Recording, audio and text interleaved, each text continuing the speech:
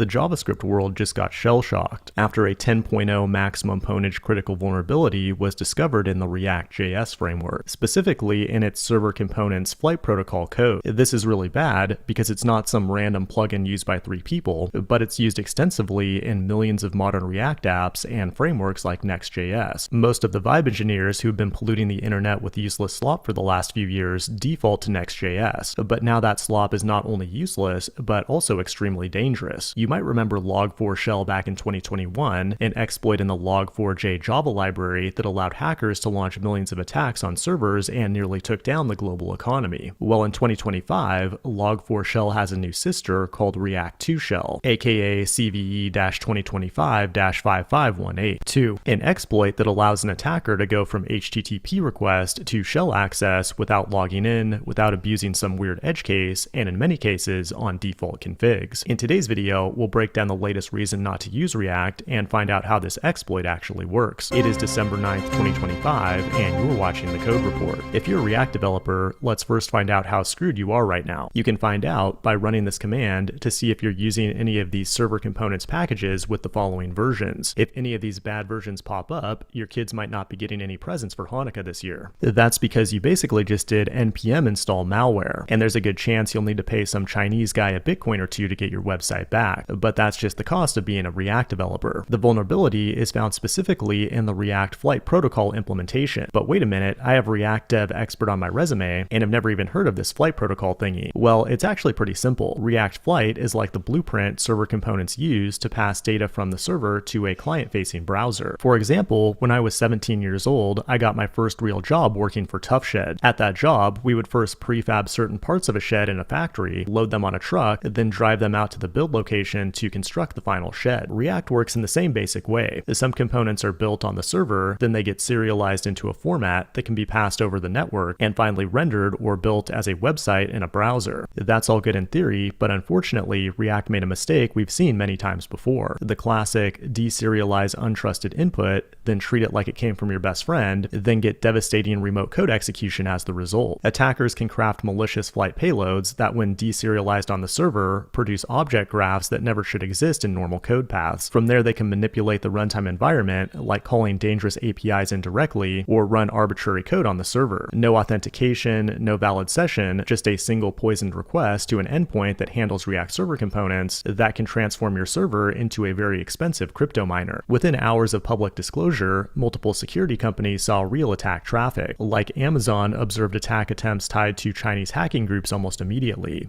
There's estimated to be over 2 million vulnerable servers out there, and hackers are currently scanning and trying to exploit them as we speak. And that's why you need to update your code as ASAP as possible. And one tool that can help you do that is GenSpark, the sponsor of today's video. It's an all-in-one AI workspace that orchestrates multiple AI models to get work done faster. So instead of manually bouncing around Gemini 3, Nano Banana, Sonnet 4.5, or whatever new model just dropped, you can just tell GenSpark what you want, and it'll automatically use a mixture of agents to give you a highly polished output in one shot. As a developer, you can use their browser-based dev environment to build anything from landing pages to full-stack web apps that you can just as easily deploy on Cloudflare. And if you want, you can connect your account to external services like Slack and Google Drive, so GenSpark can take actions on your behalf and become a single hub for all of your work. Use the link below to try out GenSpark for free today. This has been the Code Report. Thanks for watching, and I will see you in the next one.